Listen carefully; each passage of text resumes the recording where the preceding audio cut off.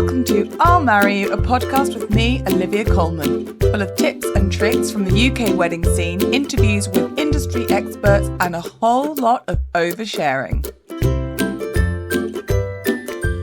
Welcome back to another show. I'm actually a very accomplished singer.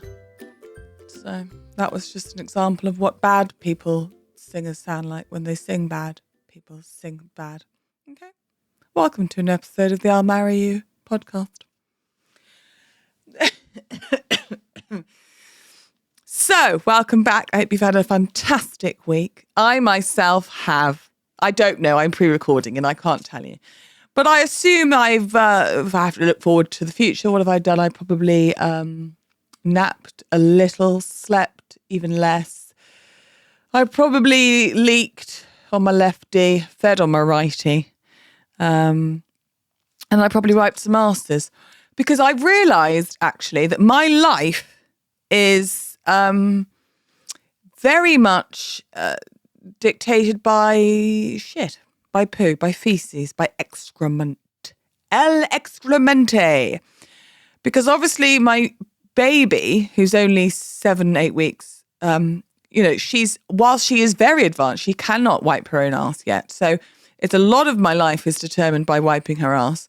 You know, you get ready to go somewhere, that takes an hour, and then just as you're about to leave the door, she does a shit, and you stand there and you're thinking, I really should change her because no one wants to just be sat in their own filth in the car, but also can't be asked when we're running late. You know, so it's that's actually parenting in a nutshell, is a constant toss-up on your moral compass as to where the arrow's going to land. And with me, it often lands south. So I'm constantly waiting for her to do another poo. And then my little girl, oh my God, she's going to grow up one day and she's going to hate me for this. But my little girl is of an age, we all do it. She's of an age where she wipes her own arse, but she likes to check that it's clean, which is something my little brother did when we were growing up. Sort of you hear them shout, then you walk into their bathroom and they've just got their arse their arse cheeks spread. Is it clean? Yeah, it's clean. It's clean and it's staring me in the face. I think it just winked at me. It's fine. Your arsehole's clean. And then, of course, there's my husband who spends 17 hours a day on the crapper. So that's cool. I don't understand it. And also, I know it's not just him. He is bad, but I know it's a man thing. Why? Is it just because you want to get away from us or your children or responsibilities or life in general? Do you honestly expect us to believe that you need more than, I was going to say 10 minutes, but I'm going to say 3 minutes to do a shit? Do you honestly expect us to believe that? Because if that's the case, you need some gut health sorted out. You need to buy some Actimel. You need to sort it out. You need a colonic, because that's an issue. That is that is a physical health issue. But you're not taking that long to shit, are you? You're playing games, you're scrolling Facebook, you're swiping bloody Tinder probably. Wish you would. And then it would be someone else's problem. Speaking of problems, I realised the other day, I remembered something actually. I remembered a story that someone told me once. This is wedding related, not poo related. Although I've got another story about that. I'll tell you that another day. I remember the other day, the story that someone told me that they had, I think it was their photographer, but it was one of their suppliers, and they'd booked them for their wedding in the future, quite far in advance. And this supplier emailed and cancelled the booking that they had with them because they were pregnant. They were going to give birth. They were due around the wedding date. I think that's the phrase they used. They were due around the wedding date, so they had to cancel the booking. So the couple didn't even really think about it, and they were just like, oh my God, congratulations, that's wonderful news. Yeah, completely understand, that's fine. Here are the bank details to transfer anything back or whatever. And then it was only later on, when they were talking about it to someone, that they realised that the supplier had cancelled the wedding because it was close to their due date, and the wedding was 12 months away. Now, you don't have to be a gynecologist to know that a a general pregnancy is 9, actually it's 10 months, it's 40 weeks. A pregnancy is 40 weeks, 9 months for argument's sake. So how did they know 12 months in advance that would be their due date? That really tickled me. Of all the excuses, I mean, to be fair to them, it's original. It's slightly better than my nan's in hospital, isn't it? But it's not great. It's not ideal. That did make me laugh. What are people like? Anywho, we've got lots to discuss this week, so should we crack on? So last week's episode was a lot of bollocks, as per usual, so I thought I'd try and be really helpful this week. And, well, mediocrely helpful. And talk to you about venues. So I think that the venue is one of the very first things that you should book for various reasons. One, it's probably going to be the biggest expenditure. And two, then you've got your date. Because you can piss about with your date until then. But once you've got the venue, you have to have the date. And then everything else can fall into place. So where do you start? Because every Tom, Dick and Aunt Fanny have got a wedding venue these days. In fact, someone I know works for a estate agency, land agency company.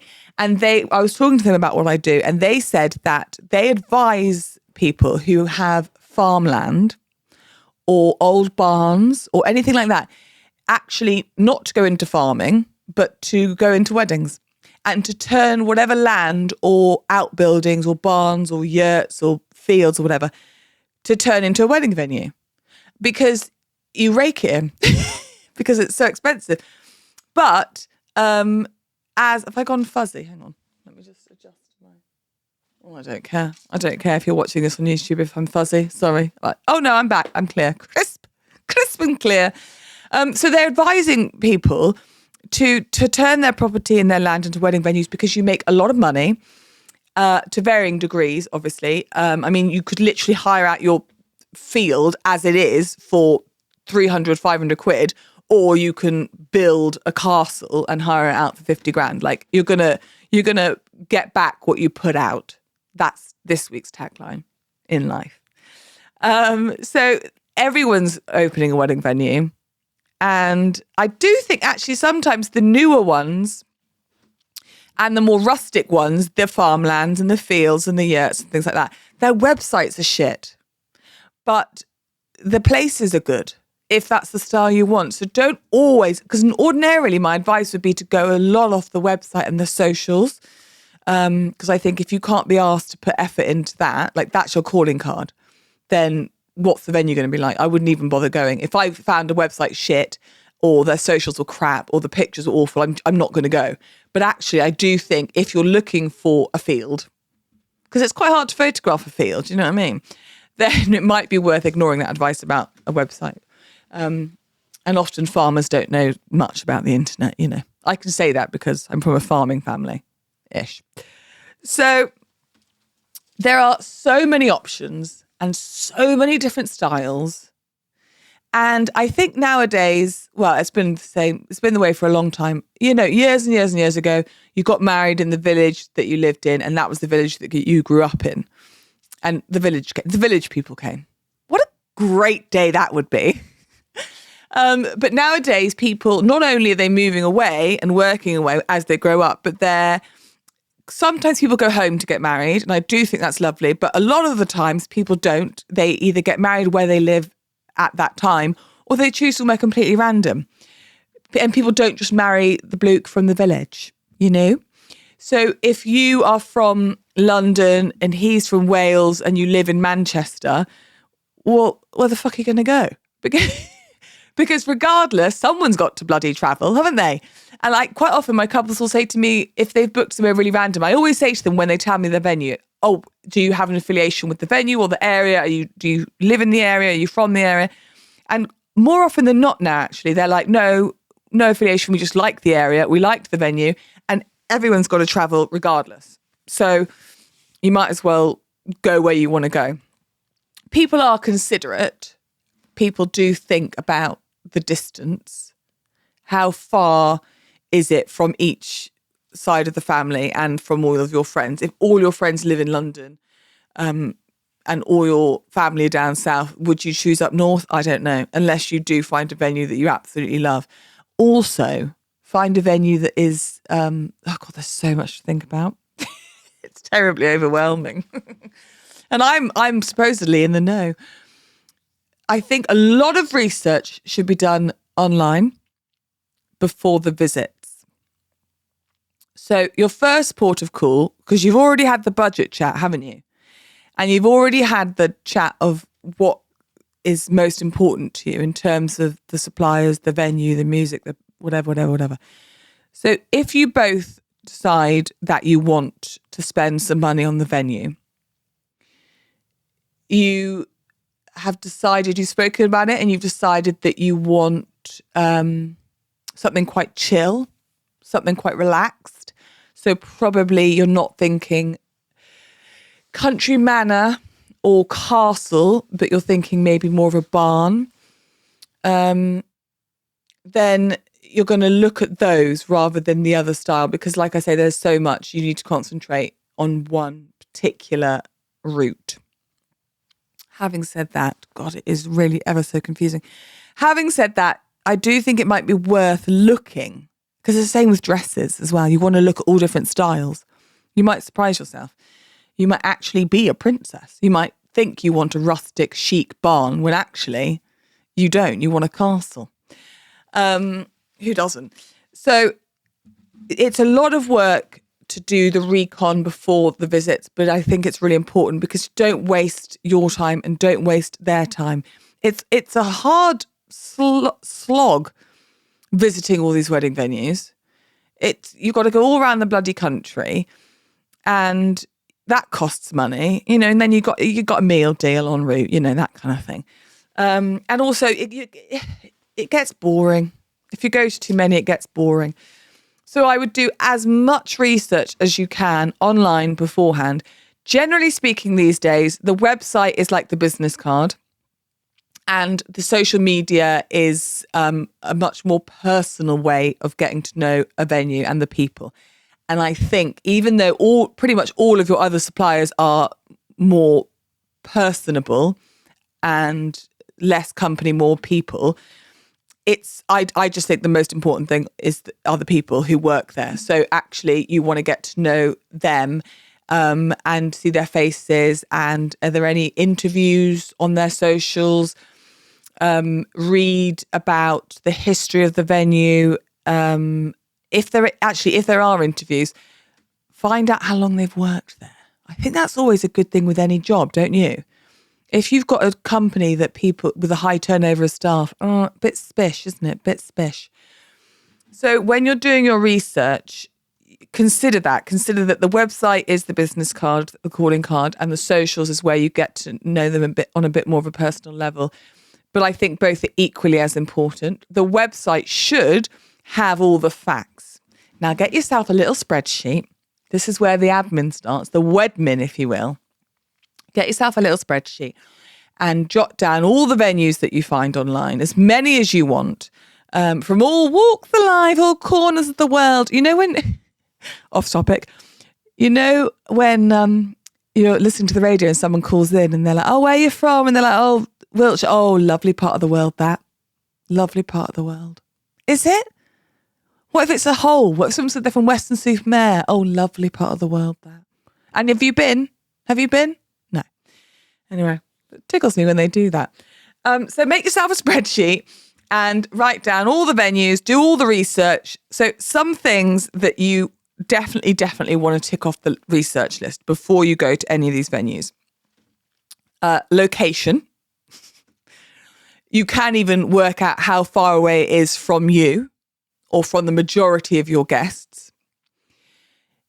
If it's far away, it's unlikely nowadays that you're going to have every single person at your wedding is going to be from the same town still living there, unless you're having a very small wedding and it's London.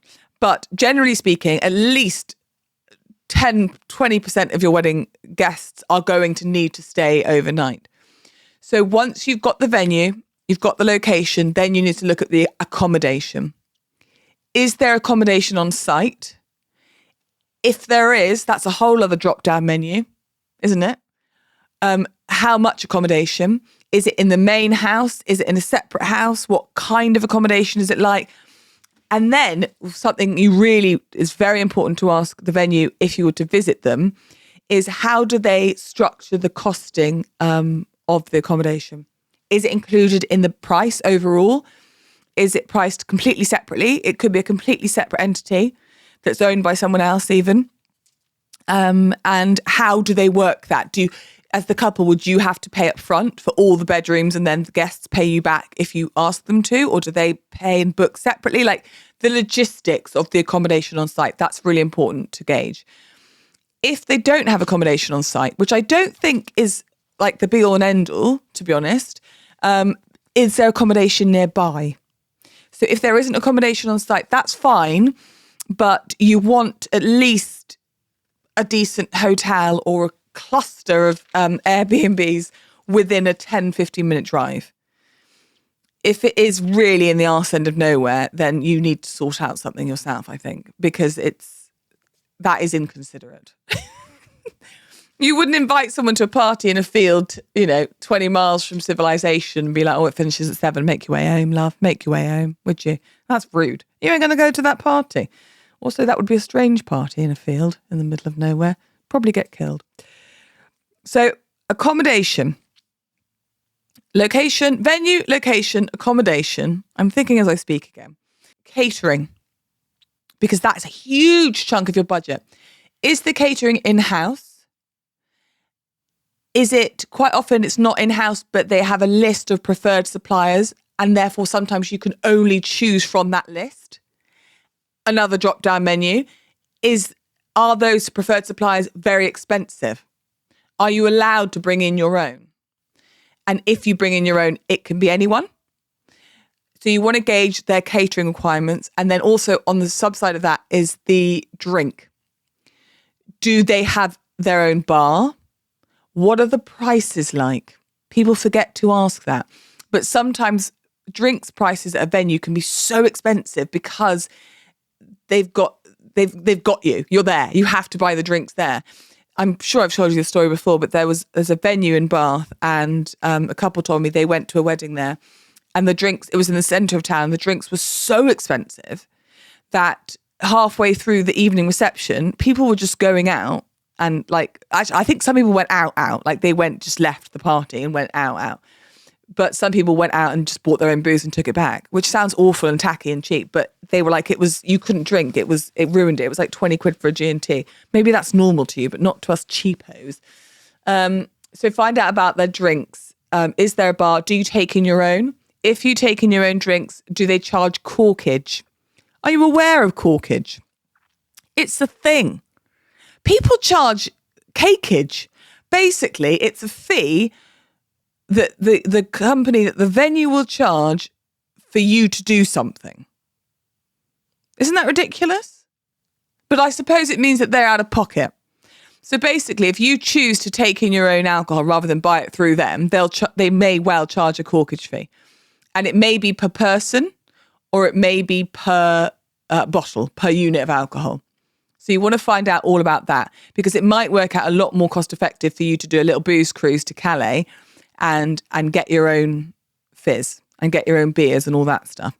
Some venues, quite often the more DIY style venues, at-home venues, barn venues, they don't have a bar. You have to bring it. It's what's called dry hire. You have to bring it in all yourself. And sometimes, though, they don't even charge corkage, which I think is great because then you can bring in however much you want. And then also, if they do charge corkage, I hope you're writing this down.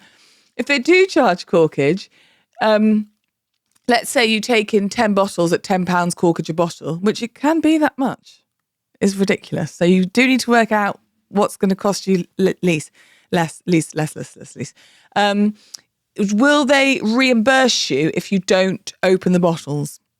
If you take the bottles back? So the next day when you go to the venue to pick up your decorations and whatnot, and you take back any booze that hasn't been drunk, will you get back the corkage fee on that? Ask about that. Because like I say, after the venue hire, and obviously it goes without saying, the first thing you ask is what's included? What's included in the venue hire? And you'd be amazed at what isn't. amazed. There are some places that will be like, oh, it's a blanket fee. We charge you X amount, £10,000, and you get everything you see. Bollocks.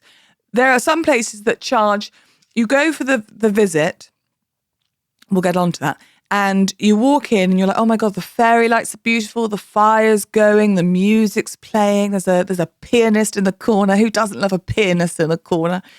And you're like, oh, how much is it? It's 10 grand. Oh, amazing. I'll take it. And then you find out in the small print that you have to pay for the fairy lights.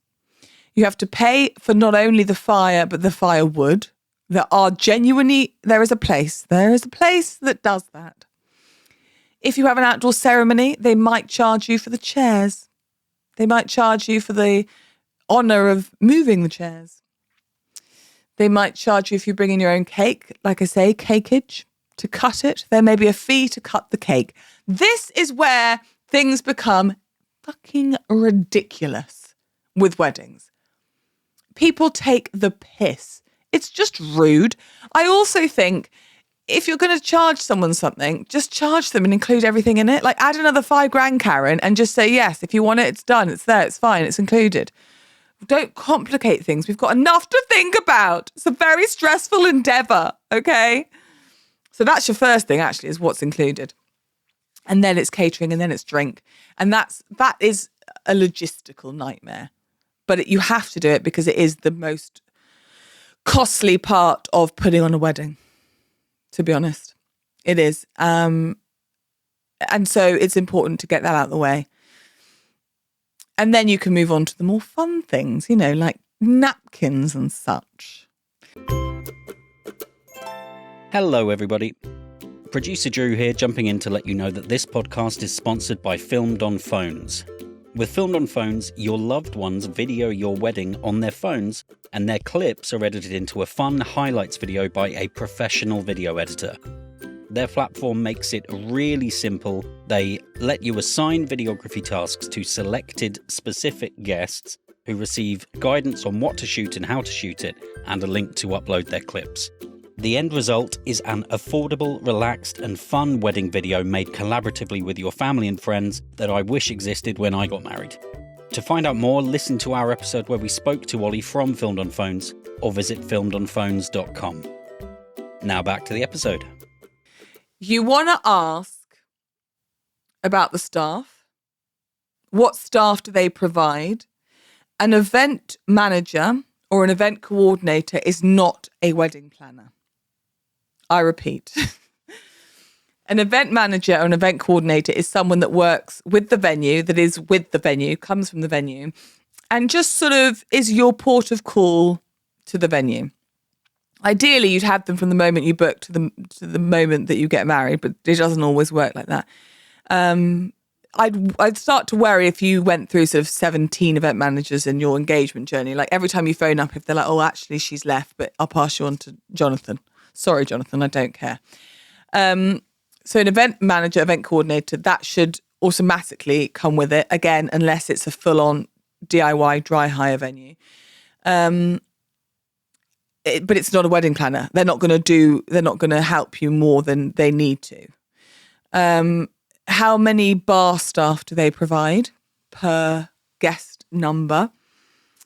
And it's silly things like when I used to work at a venue, there was one of our event coordinators who genuinely didn't mind being master of ceremonies. So if it came down to it, it didn't happen often, but it came down to it a couple of times where on the day and they'd be like, oh shit, we don't have anyone to like make an announcement that the food's ready or the speeches are coming up or whatever. And if they're a quiet couple and their friends are quiet, they might not have anyone they can sort of completely spontaneously say, oh, can you stand up and say a few words? So he did it on occasion because he genuinely didn't mind. He didn't get nervous and he knew the drill, so it was fine. But that's not generally the kind of thing that event managers or coordinators do. They tend to run the catering side of things if the catering is included with the venue. Otherwise, you would get another catering manager with your catering team. There's a lot of people involved in putting on a decent do. A lot of people, which is why I always say that it's about the people. It's about the team that you assemble, because they're the people that are going to, essentially, they're going to create your day. aren't they? They're going to make it what it is. So you've got to make sure that you get the best people that know what they're doing. And don't let this podcast put you off, because I promise I do know what I'm doing. Do book me. Do keep me in the life to which I have become accustomed. What a twat. I need another coffee. So you've done the venue, you've done the location, accommodation, food and drink. So you've done the big stuff. Then you've got to ask some silly little questions. So I'm just gonna throw them at you now. I'm just gonna throw out silly little questions. What I might do is write a list and put it on the socials, put it on the podcast Instagram, so that you can take that list with you. But I'm just gonna throw out the questions, okay? We're still in the recon stage at this point, by the way. We're still there because we're emailing these questions. We're emailing them. If they're not on the website, if the information is not on the website, you email. People would email me at 2 or 3 in the morning and they would ask me the most ridiculous questions, but that's just part and parcel of it. You're emailing them because you don't want to waste, that's wasting their time in itself, but you don't want to book a viewing and waste their time. And like I say, you've worked out your budget. So if you say what's included, if it comes out on the website, it says it's only $5,000 to hire and you think, well, that's in the budget. And then you email them with all your questions and you email them about, is catering included? No, it's not included. It has to be one of these 3 suppliers, and they range from £500 to £1,000 per head. Okay, well then the venue's not going to cost $5,000, so it's not in our budget. So get rid, move on. So you're emailing these questions. Some you can keep for the visit, but generally speaking, like I say, you want to get as much information as possible before you go and visit the venues, because if you visit too many, it will feel overwhelming. And all these places are beautiful for different reasons. So it'll make it even harder to make a choice. So it's really important that you get as much information as you can before you go to visit in person. So ping them an email. And you want to ask, once you've done the big stuff, if it feels like it's doable, then email again or go and book a visit. But you want to ask there's some silly questions. Some silly questions you want to ask. And some serious questions, like, are they registered? Are they registered for a civil ceremony? Or is there a church nearby? Or does it not matter a Tom, Dick or Harry because you're going to have a celebrant? You don't need a registered venue to have a celebrant. I can do it anywhere. I'll do it anywhere. Anywhere. Oh God, I just had a sudden flash in my mind of the new David Beckham ad. Just because I said doing it anywhere. Are they registered? So if you want a civil ceremony with a registrar, they need to be the venue needs to be registered. Again, that is the kind of information that should be on their website. But if it's not, ask them about the register. Are they registered? Because then you can work out what kind of ceremony you want. But like I say, celebrants, me, Olivia Coleman, I don't need any legal documents. Anything legit, I'm going fuzzy again. How strange. I hope you're not watching this on YouTube because the camera's really playing up today. Are they registered?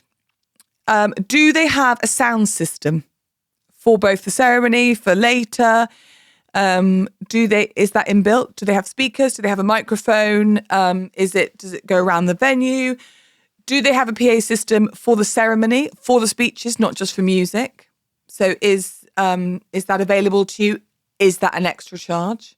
Is that an extra charge? Should really follow every single question. Hi, welcome to the venue. Would you like a cup of tea? Is that an extra charge? They'll love you.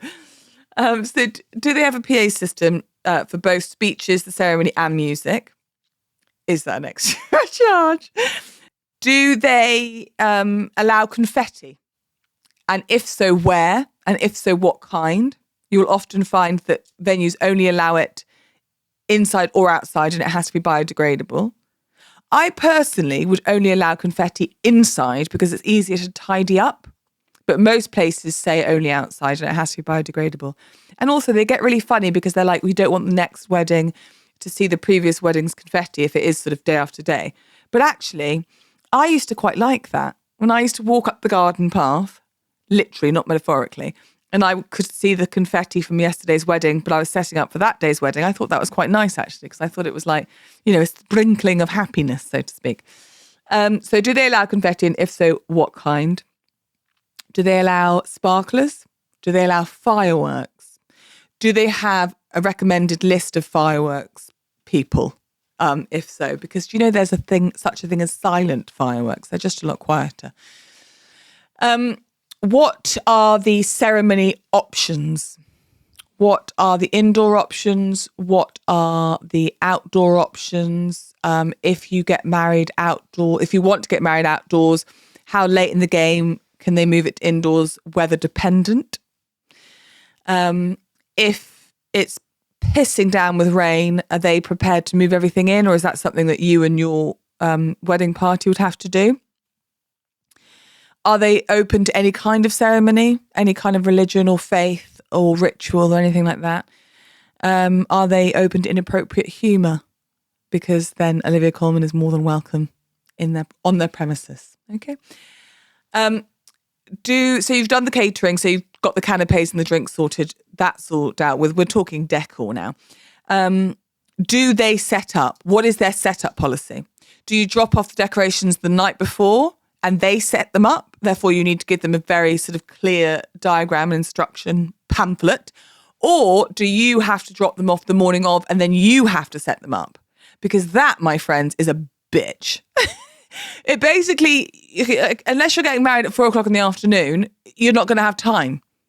So unless you've got someone you trust to do it, risky, then you're going to have to hire a stylist.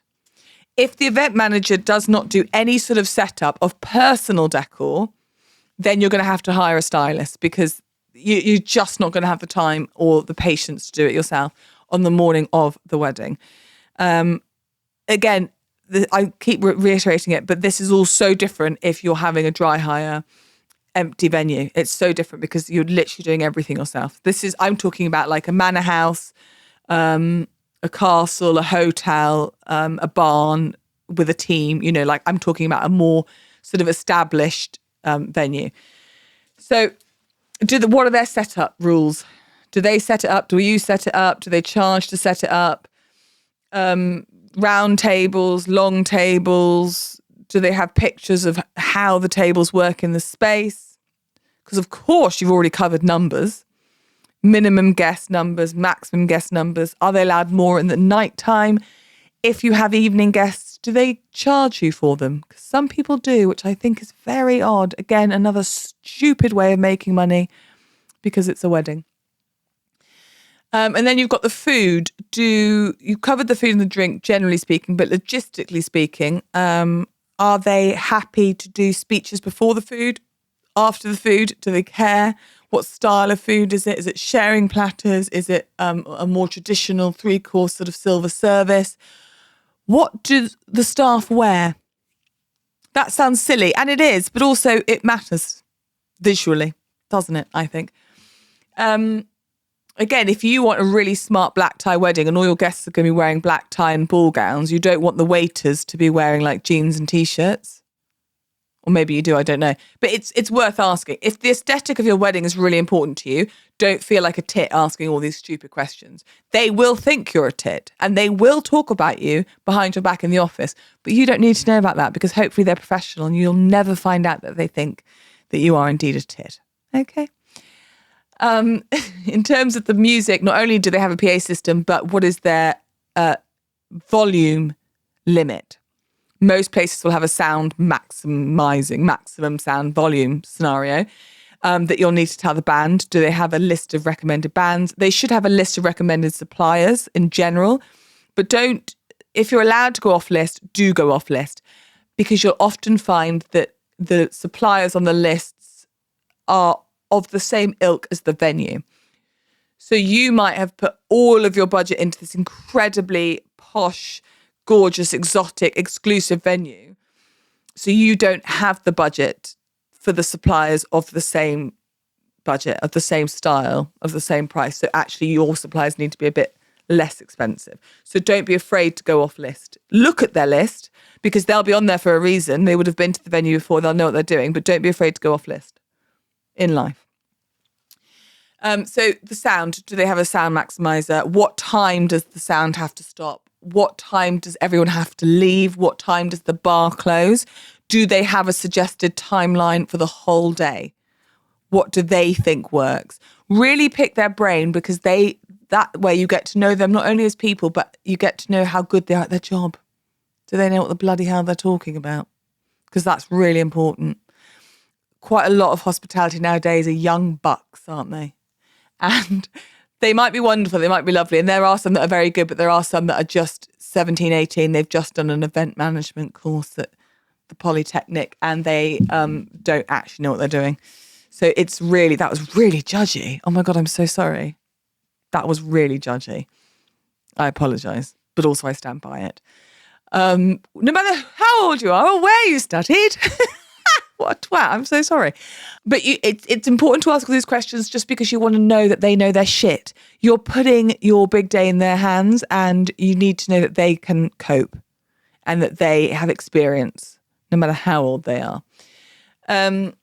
So yes, ask to see their list of recommended suppliers, but don't be afraid to go off it.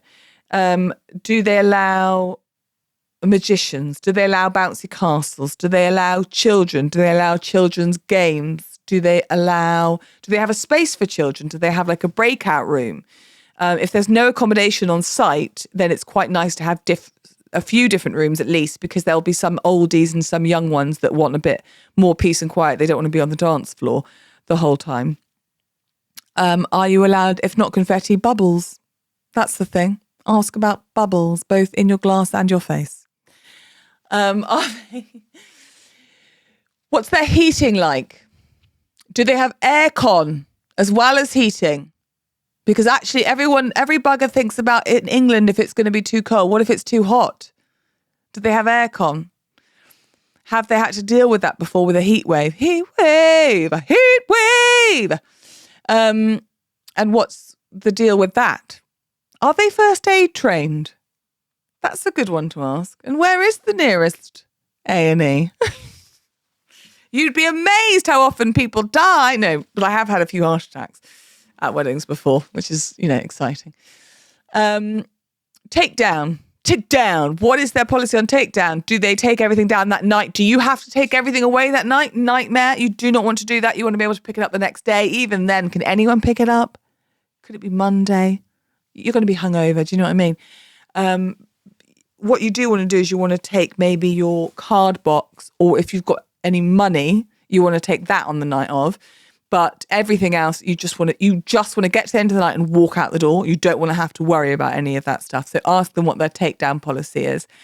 Ask them, logistically speaking, again, practically speaking, when the balances are due.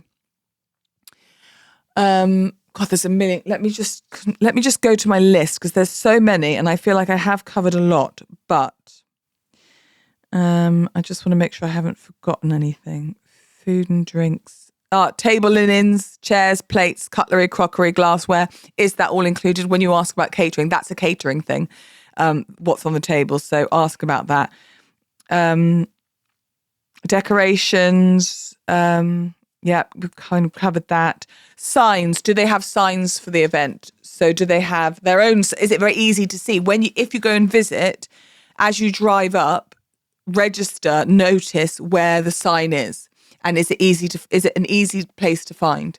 And would there be a sign saying, live in James's Day, or would you have to make that? And if you make that, where would they put it? With the heating thing, is it heated inside, aircon inside, but also do they have garden heaters? Because it can get chilly at night. Logistics, second spaces, noise restrictions, parking. Is there a lot of parking? How easy is it to get a taxi?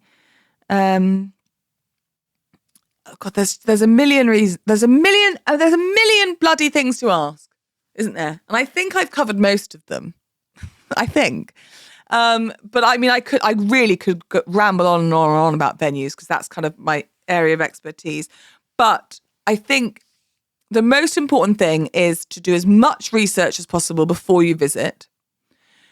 And when you visit, start by only visiting a few. Maybe list 4 or half a dozen max, and go with that. And if none of that appeals to you, then you can see more. But if you start off with a list that's too long, it's just going to overwhelm you. And like I say, it's a lot of effort every bloody weekend to go to all these places and ask the same questions again and again and again.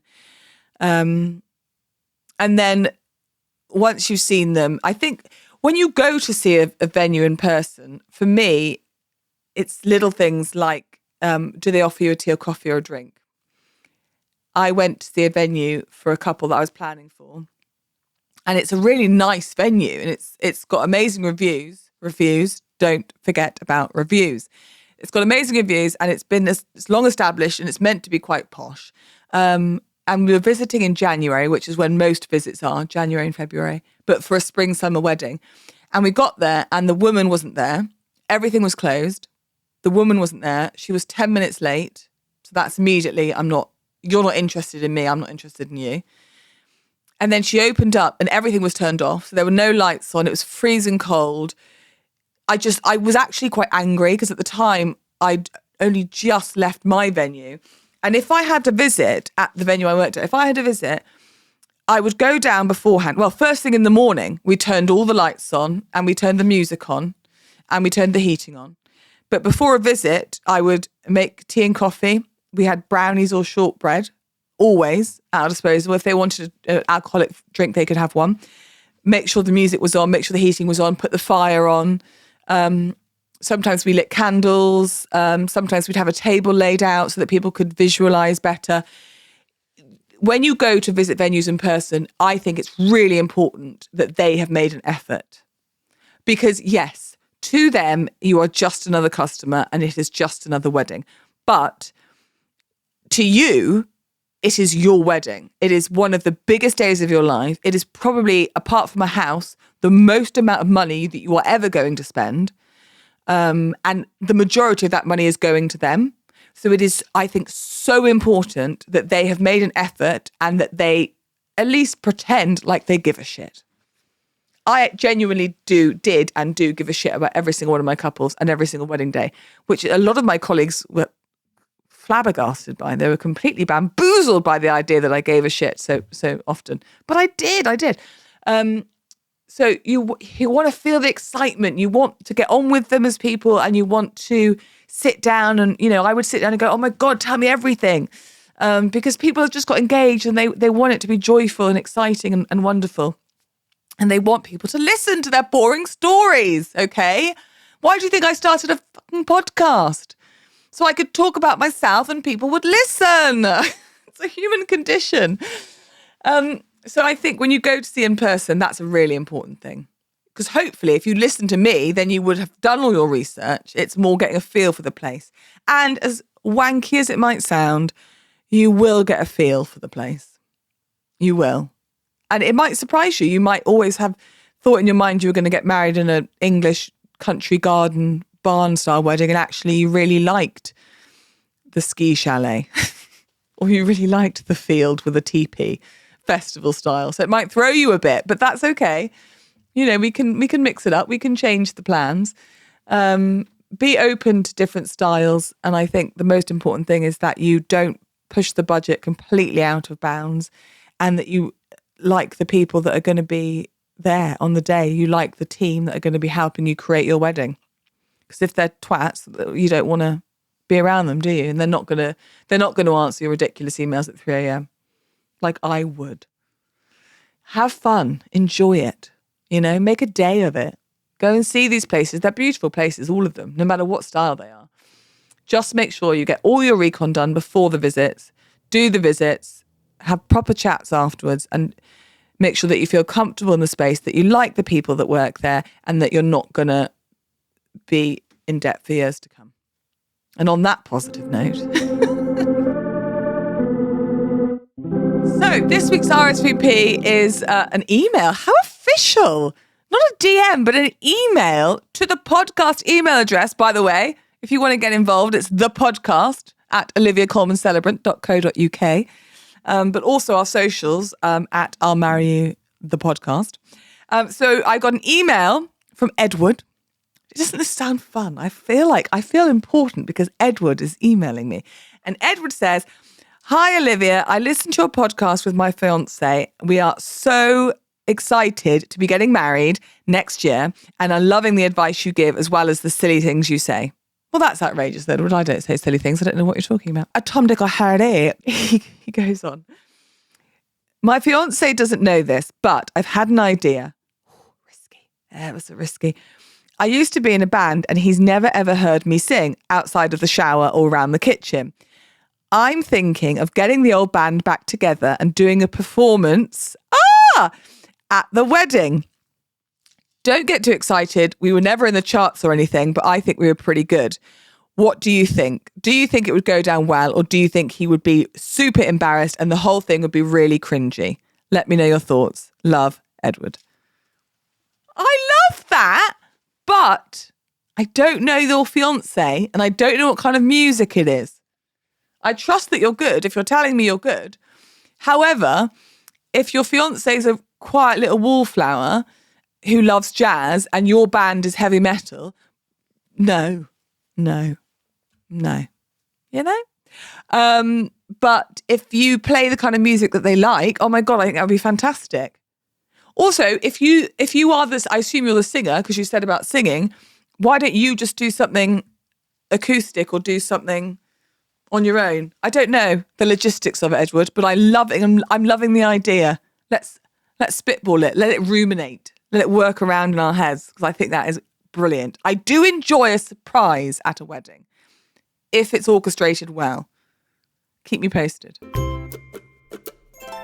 Thank you so much for listening. It really does mean the world. If you find this podcast even remotely helpful or moderately entertaining, share with all your friends and family. You can DM me any questions, queries, if you want to share any stories on the podcast Instagram at I'll Marry You Podcast. Get in touch. I want to hear all your tall tales. See you soon. I'll Marry You is a podcast by Olivia Coleman. The music is Mr. Sunnyface by Wayne Jones, and the show is produced and edited by Drew Toynbee.